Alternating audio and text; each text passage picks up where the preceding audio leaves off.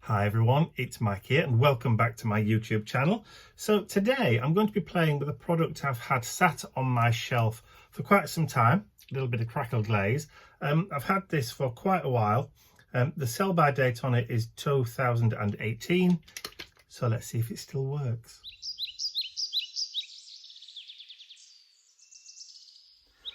Alright, so the first thing is, for this project, is I have a flat panel canvas, as you can see, Loxley canvas board, 5x7. So what I'm going to do is I'm going to first of all put down a dark coloured base coat. So this is sepia. This is a new paint for me. I've never tried these before. I've picked up 3 new colours the other day when I popped into one of our local DIY stores or home stores here in the UK that has a, look at that, it's even left the plastic on it, that has an art section. Like I said, I've never tried these before. These are brand new. I bought them because they were cheap, really inexpensive. So I thought, well, I'll give them a go. When I first started art journaling many moons ago, I purchased a set of very inexpensive paint, acrylic paint, that were similar to this from a company based here in the UK, and they did me very well. They served me very well for art journaling back in the day, so I don't see why these inexpensive ones shouldn't do the same for what I want to do anyway. So this, like I said, this colour is called sepia or sepia if you're being poosh. Don't tell me there's also a cardboard thing in the lid. Good grief. There is. Well, that's a bit like overkill, isn't it? Not only have we got foil, but there's also cardboard and a plastic layer, a barrier. But then again, I suppose they do what they do to make sure that it doesn't dry out in the store. That's more like it. Okay, so I'm going to give this an all-over coat. They're pre-gessoed, so they don't have to be treated. Because this is a base layer, I don't have to be too particular. And it is going to, like I said, it is only the base coat, so it will get covered over.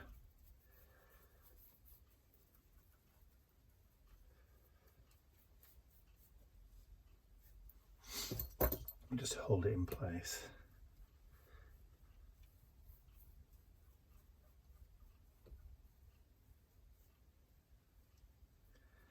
So far, I wouldn't say it's covering brilliantly on the canvas. It's not particularly opaque, but what's there will do.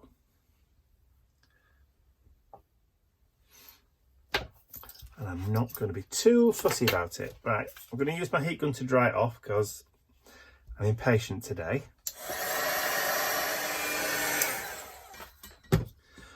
Alrighty, so that actually is the second coat. So I've given it 2 coats, mainly because I wasn't happy with the way it was covering. So, you know, it's one of those things I've got to learn how these paints work. It's the same with anything. Right, the next step is I'm going to add a coating of Crackled Glaze. This is from Polyvine. I've had this for a while, so I'm going to give the whole thing a really good coat.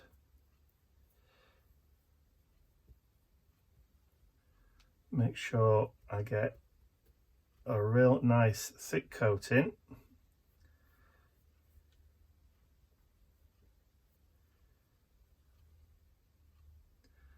This jar is a couple of years old now, so I'm hoping it hasn't gone off. If Crackled Glaze does go off, usually there's a little thing on the side of a jar that says 12M or something like that. Usually tells you to use it within 12 months of opening, but I can't say that I noticed, but then again I didn't particularly look either. There we go. So a nice coating of Crackled Glaze. Now, this is supposed to be left to dry, but with Crackled Glaze, in the past, I have discovered that it is okay to heat it, as long as you do it gently. But let me just get rid of that off the side there.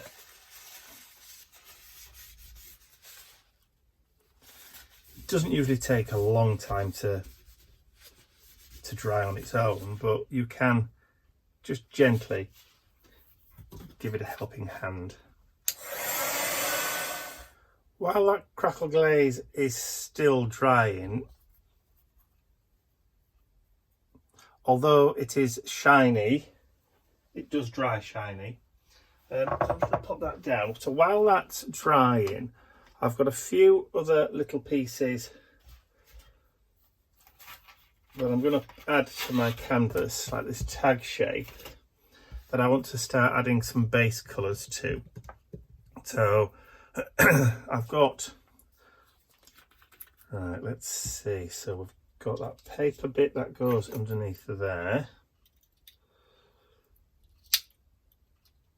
so that can come out, and then we've got this silver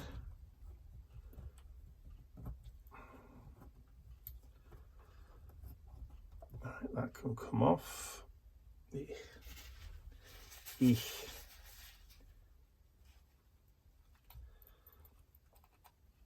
There we go.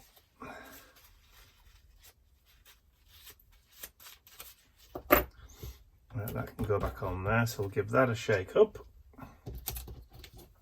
So this second colour is called olive green. So sepia for the first coat on that base, and then I'm going to give this tag shape going over with this olive green colour. So again, I don't know whether or not I'm going to have to give this 2 coats. So I've got mostly laser cut MDF shapes for this little project, which was inspired by a blog post from a lady, Janet Randall,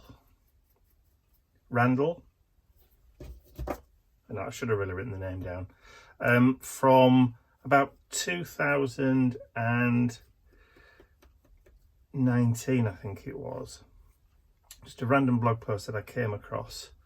The lady was a design team member for a chappie here in the UK called Andy Skinner. I haven't investigated to see whether this lady's still part of the team. I just like the project that she'd done on that particular day, so that's what I'm taking my inspiration from. Right, so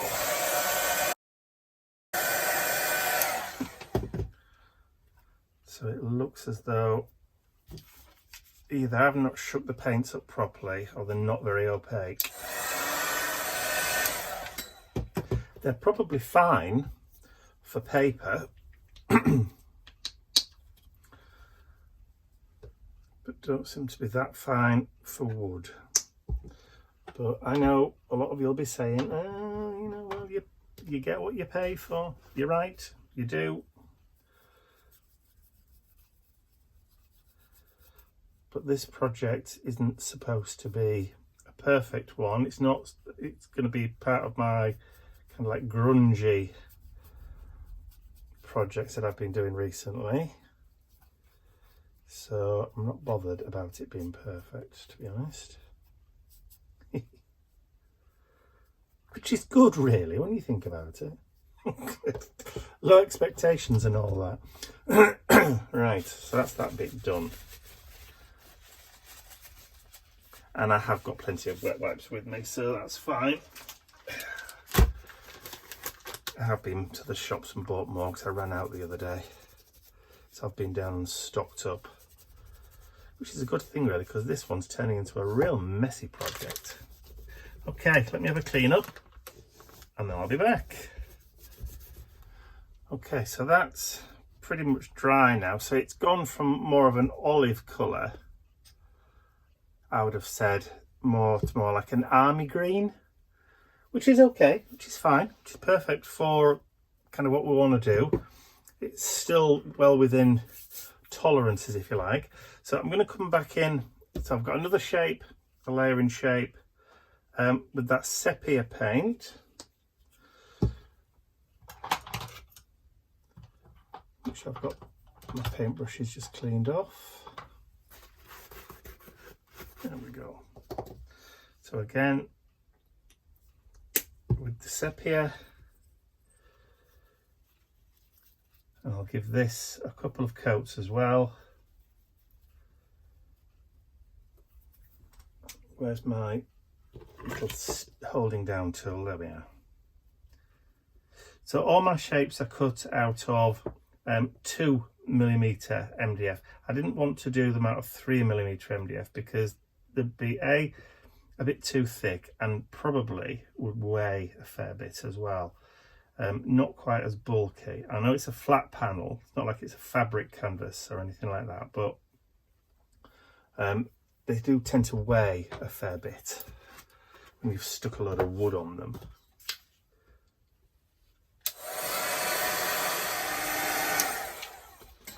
Alright, so that'll do for the first coat.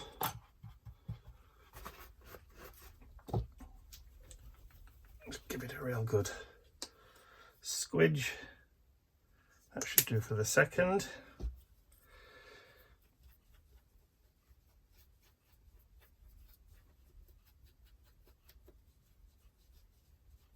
There we go, that'll do. Like I said, if I've got brush strokes in the paint, that's more, I'll add more to the actual project itself. Okay, so I'll put that to one side, have a quick clean up again, and then I'll be back. So while those are finishing off drying over there somewhere, I've got some more little items here that I'm going to add a bit of a rust texture to. So I've just got 3 pots of my Deco Art Americana paint. I've got terracotta, true ochre and bright orange. So first coat of the terracotta, so I'll put a little bit on a distress sponge. I'm going to just fill that up and then just go over the top.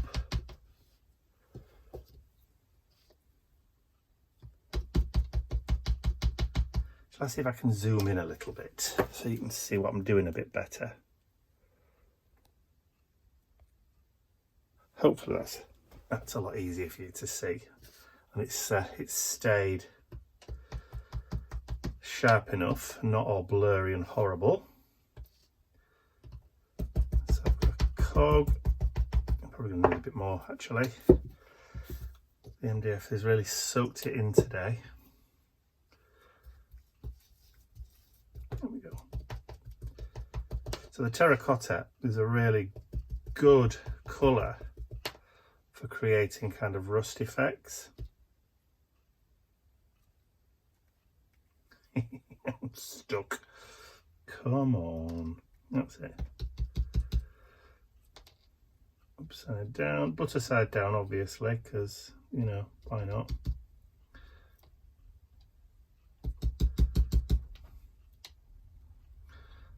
that just the way it is.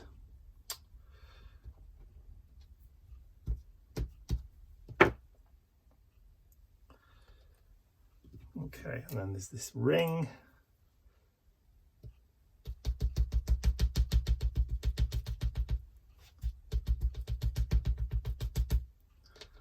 And like I said before, I'm not looking for a total even coverage.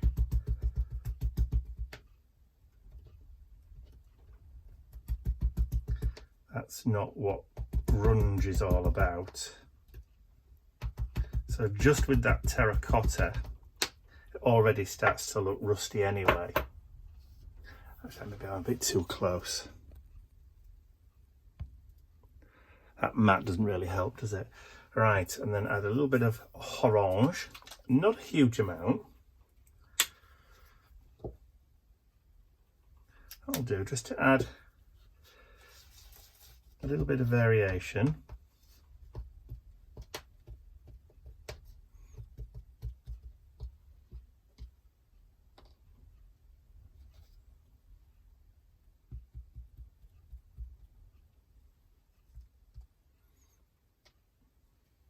Of course, the true mark of getting it right is when you don't even notice it's there.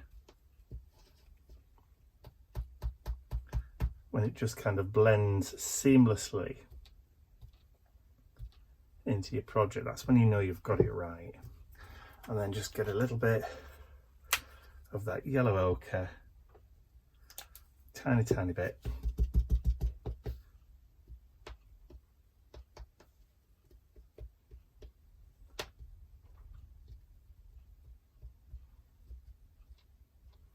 It just kind of acts as a little bit of a highlight.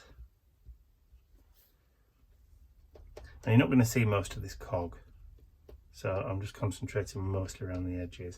But I think that's probably going to be it. That's going to be my kind of rusty effect, which I'm happy with. So I'll get these dried off, and then hopefully that back panel will be ready for that crackle second or third coat, but whichever way you look at it. Back in a moment. All right, so that crackle glaze is pretty much dry. Dry enough for me not to really worry too much. So what I'm going to do is I'm going to grab plenty of this light buttermilk. This is going to be my top coat for this. And I'm going to paint it. When I put the crackle glaze on, I did that way, down the canvas, if you remember. This one, I'm going to go across at a 90-degree angle. And I'm only going to do one stroke to make sure it's covered. Well, let's say one stroke. With any luck, it should start crackling, which it is doing straight away over there, look.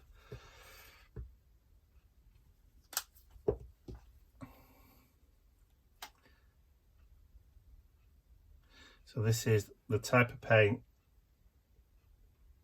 that you get more crackles out of, bigger crackles, the more paint and thicker the paint that you put down.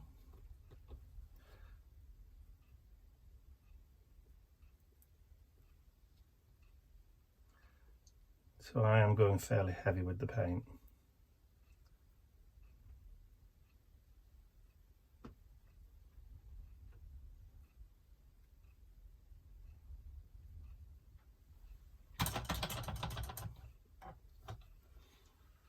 As you can see, they are starting to form.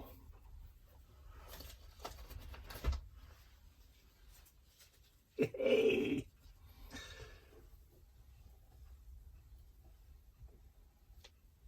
All right, so we'll leave that for a minute or two. We'll have a tidy clean up, and I'll let them sit there and just form on their own, just for a minute or two. And then I'll be back.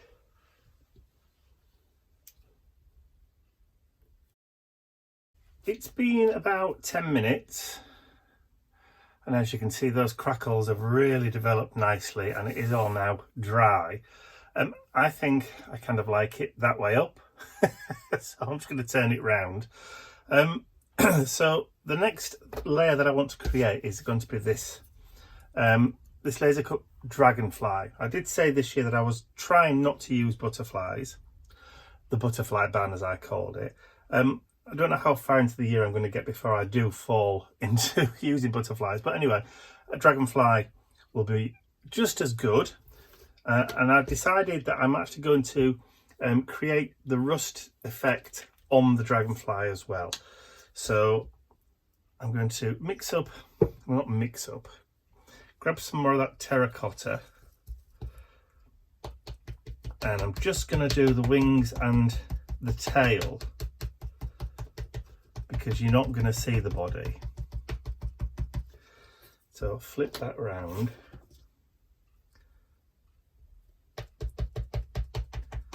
Because the main body and the head is actually going to be covered, it's going to be hidden.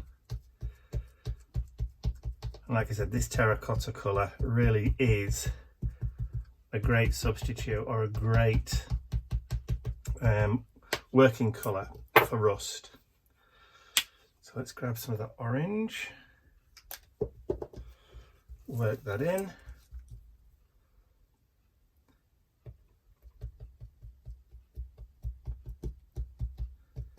You do get a really great rusty effect.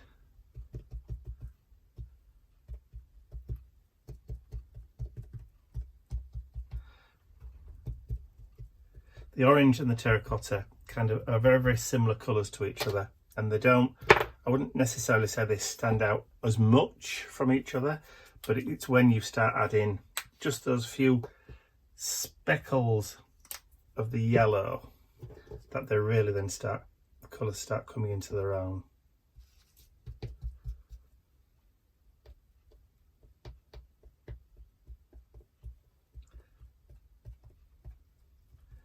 Now, if you wanted to, you can use your artistic license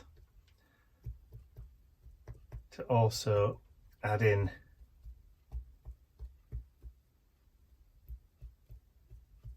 some verdigre colour if you want.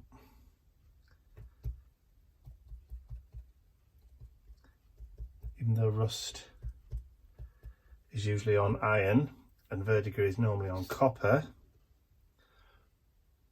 you can quite legitimately use your artistic license. Being an artist, you do have the license to do that, to create your own reality. Artists have been doing it for thousands of years. And you're just joining in on a long line. Okay, so but the other thing that I want to add is, actually I will add some verdigre into that.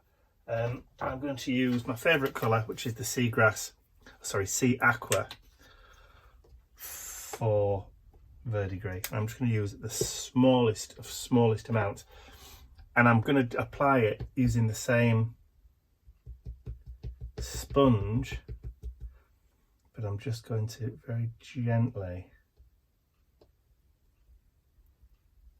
just dab a little.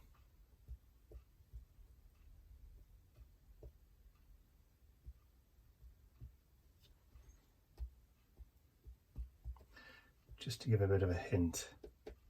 And it will dye back. It won't stay this bright forever.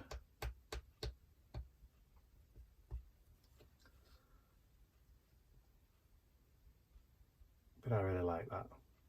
It's a great rust effect, absolutely great rust effect for very, very, very little effort. Okay, so what I also want to do then is just bring in those other two panels. I want to add some highlights to the back of this, but to do that I'm going to use that buttermilk. So there's that buttermilk. So I'm going to put a little bit of buttermilk down there, and I've got a stamp, an old stamp, which I used not so long ago. And a little brush, a little flat panelled brush. So what I'm going to do is I'm going to take the paint and I'm just going to dry brush over the top real quick. Stick it on my fingers. Hopefully that will stay where it is. Yep. And then just add a little bit of that paint. Let me actually spread it out on my mat a little bit, and then I might be able to pick it up with my finger. Turn it around. It's got glue on the back.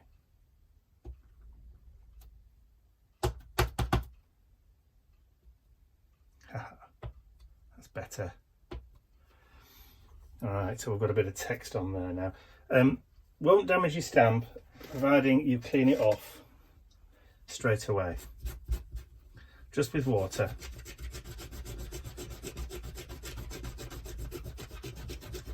Sometimes when I do this, I have a little pot of water just to the side and I'll just drop the stamp straight in. Like I said, it doesn't do it any harm whatsoever. It may do if you're using photopolymers, but because these are red rubber, they're a bit more sturdy and a bit more forgiving, and you can really bash them about a lot more than you can the photopolymers. The photopolymers tend to fall to pieces. The red rubbers don't. Ready to use again another day. Let's get rid of that. All right, now I think we're ready for a bit of distressing. So let's bring that tag in, and I've got some Stays On Ganache, which is an oil-based one, solvent-based one. So what we're able to do now is to add some real dirt and grunge.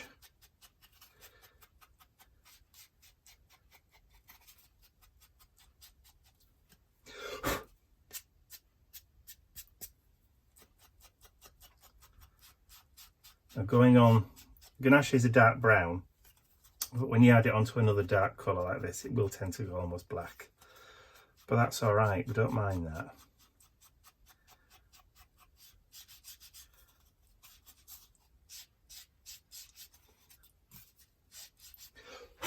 Okay, I'm going to take the main panel as well and do the same thing around the edge.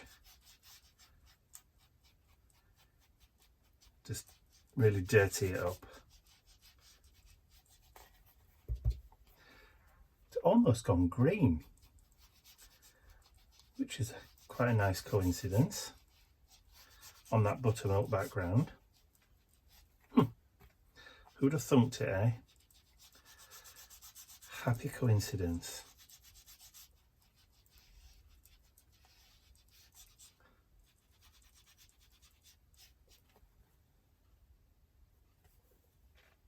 Yeah, I think that way up for definite.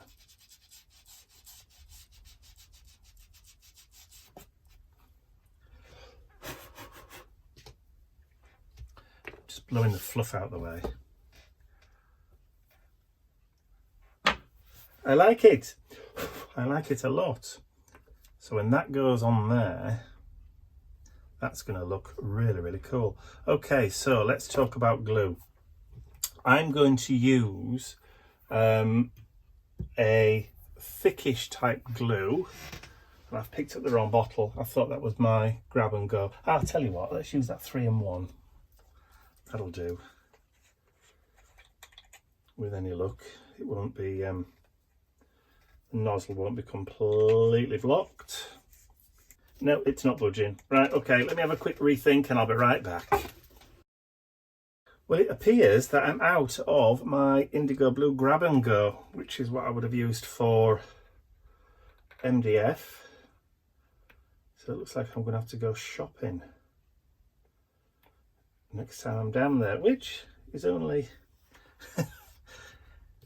it's only later this week. Right, so first of all, and let's just get plenty on that kind of tag shape there.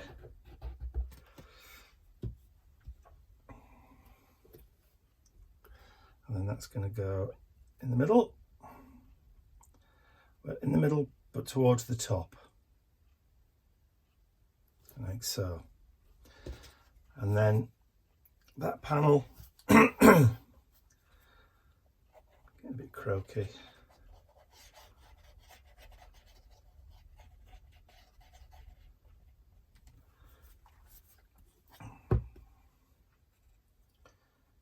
Right, drop that down into the middle on there. Plenty of wiggle room, which is good.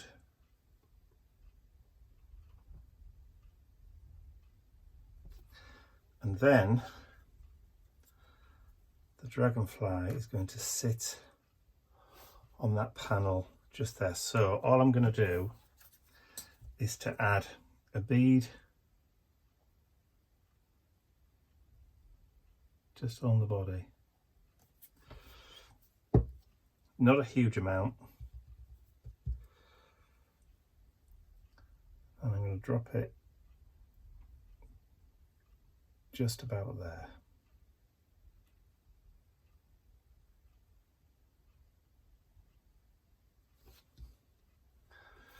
Okay, now somebody, mentioning no names, borrowed my tweezers the other day and didn't bring them back. So I'm going to have to try and struggle adding these little hexagon nuts on. So I was going to put one in the corner there.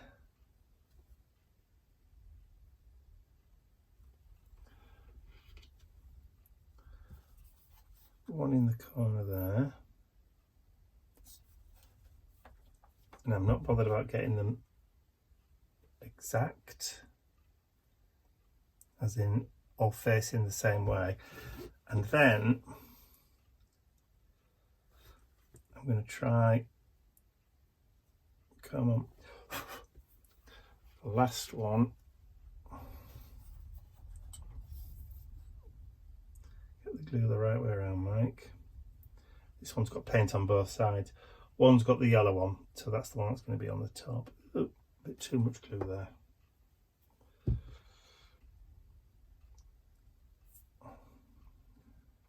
Again, butter side down, and that one's going to go just on the top there. Right, so while it's still a little bit wet, the glue that is, I'm going to take a paintbrush, take some water, and I'm just going to lift off that excess glue.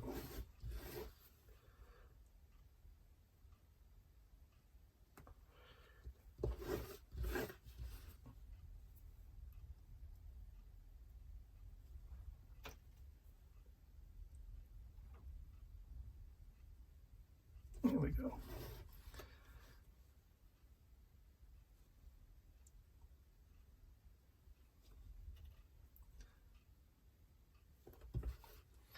Okay. Think that's just about it.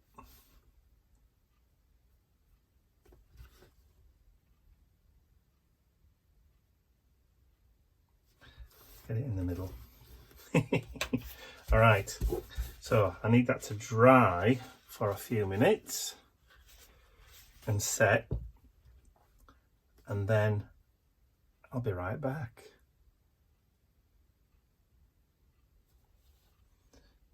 Trying to get everything in the middle.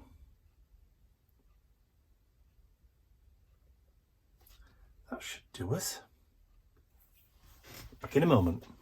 So while this is just finishing drying and setting, I'm going to pop it to one side out of the way so that I don't knock it. And I've got a few of the other bits and pieces on the desk here.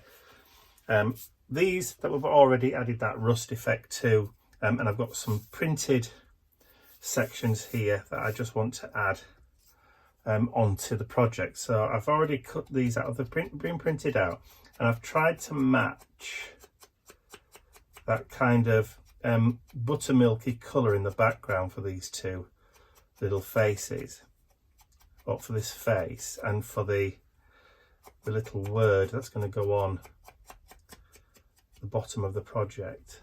So I'm just going to add a little bit of that ink that we used around the outside of the main frame. A lot of this is going to be covered up anyway, but just in case any of it is seen through. No, you're not going to really get to see any of it at all. So that's fine. That's fine. I don't mind that. And that's going to be the same. So there's no point doing that at all. So what I want to do is just add a little bit of glue just to the back of that circle. And to do that, I'm going to brush it on. So I'm going to add a little bit of the glue onto the back of there. Grab that small paintbrush that we used earlier. And then I'm just going to paint some of the PVA glue just around the circle.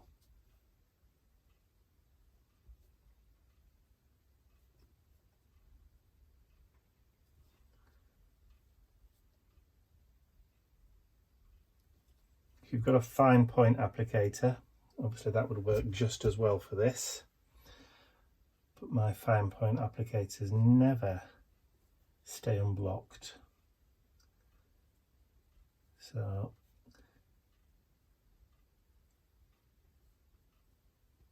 I shall do it by hand. Alright, so pick that up, turn it over, and then I'm just going to line that up and then drop it over the top of the image. I've got a little bit of time just to get it right. There we go.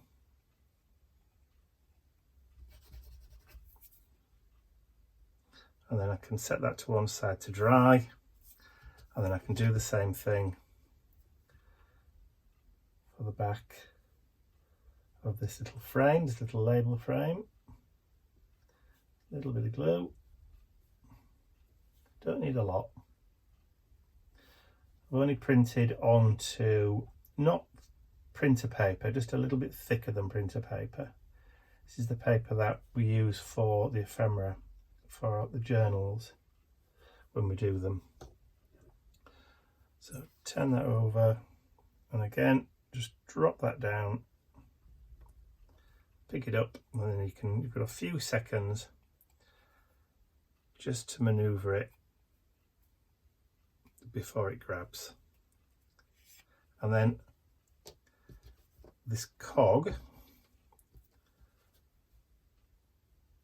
if I add glue just to the back there,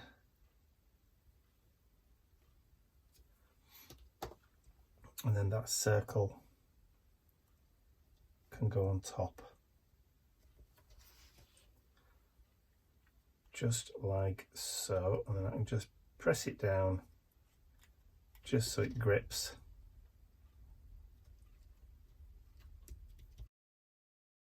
There we go. So the last couple of pieces to go into the project. So we'll just wait a few minutes for them to dry, just go off, and then we can glue those onto the frame. Okay, I'll be back in a minute or two. Okay, so it's been a few minutes. I'm just going to take a little bit of that glue and just drop it onto the body there, and then onto the back of this I'm just going to put just a thin bead.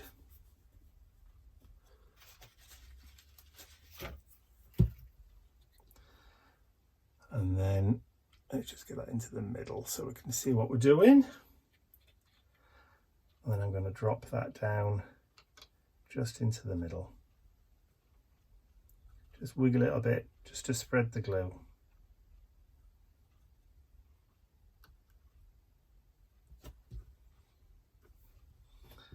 and then I can flip that over,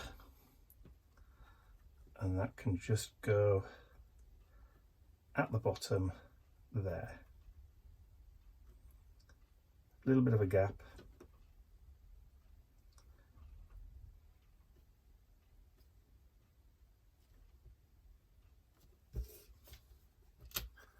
And there we go. One mixed media canvas, but not too grungy, but grungy. We've got that crackle, we've got all the distress, but I like that. I like that a lot. And I hope you do too. So if you have enjoyed watching me put this little canvas together, please remember to give the video a thumbs up, share the video with your friends, and if you haven't subscribed to my YouTube channel already, you can do so by clicking the button at the end of the video. If you're interested in purchasing the little bits that I used for this, the tag, the little label thing, the dragonfly, the cog and the rings and everything, and the little label frame, those bits as a kit, please just leave a comment or send me a note through the website so I can gauge people's interest. And if enough people like it, then I'll produce one as a little kit to sell. So that's all from me for now. I'll see you all again very, very soon. Bye for now.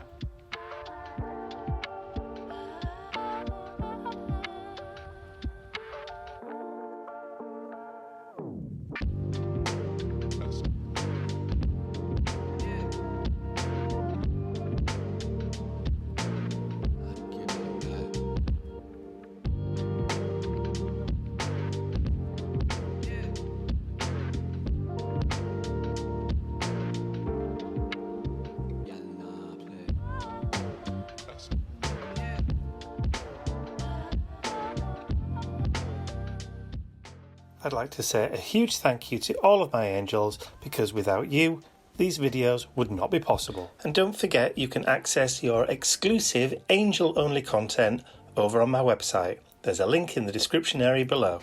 Thank you.